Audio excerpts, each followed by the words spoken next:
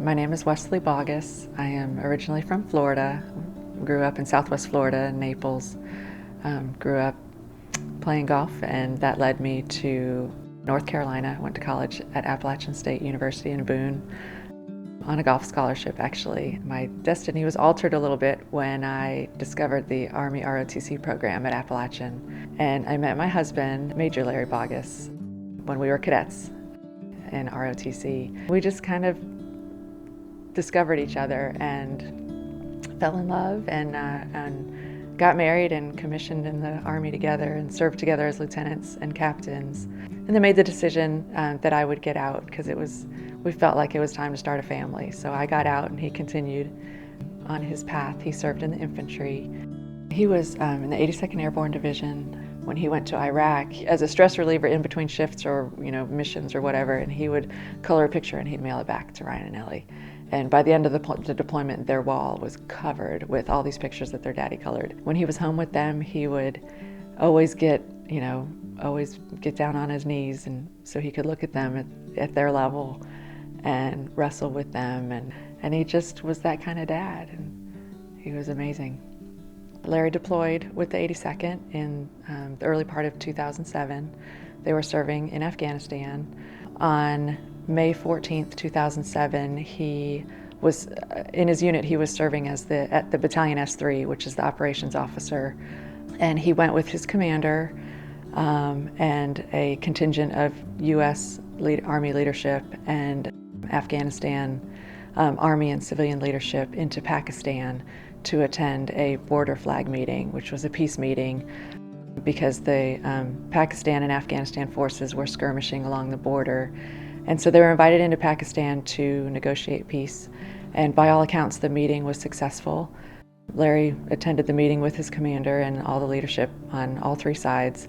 And at the end of the meeting, they were shaking hands, exchanging coins, and taking pictures. And just as they were leaving and boarding the vehicles, a Pakistani uniformed soldier opened fire at close range. And Larry recognized the danger, and he put himself between the gunman and his men. And so he gave his life to protect his men. We are incredibly proud of him and do everything we can to live up to the sacrifice he made for us. And I sat down with the girl. I asked them to join me on the couch. I said, "Babies," I said, "Daddy's not coming home." And they looked at me funny, and I said, "Oh, my baby's daddy's in heaven with Jesus, and he's not coming home." And we cried, and we cried, and we cried. We both went to college. We both saw how important that is, and we want that for our girls. What I love about the Folds of Honor Foundation is, whether they realize it or not, I think they get the concept of be here now, because they are doing what they do, providing the funding to help educate these kids. Ryan and Ellie are remarkable young people, and their potential is endless. And the fact that an organization is willing to be there to not only remember Larry and remember his sacrifice, but step in and be there for his kids. When I was in the Army, at the end of the exercise, the commanders would call Endex, and that would mean that the wounded would rise, the dead would rise, everybody would be healed, and you would regroup and get ready for the next mission. But at the end of these wars, you can't call Endex, because those who are gone will be gone forever, and those who are wounded will be wounded forever. The greatest gift you can give to a surviving family is to remember their soldier, and the worst thing you can do is forget them.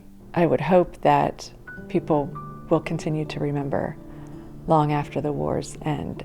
To the benefactors, the donors, the businesses that contribute to Folds of Honor Foundation, I thank you for your generosity and for your compassion. It is a great gift to remember our fallen heroes and our wounded soldiers. And so with everything that I am, I thank you.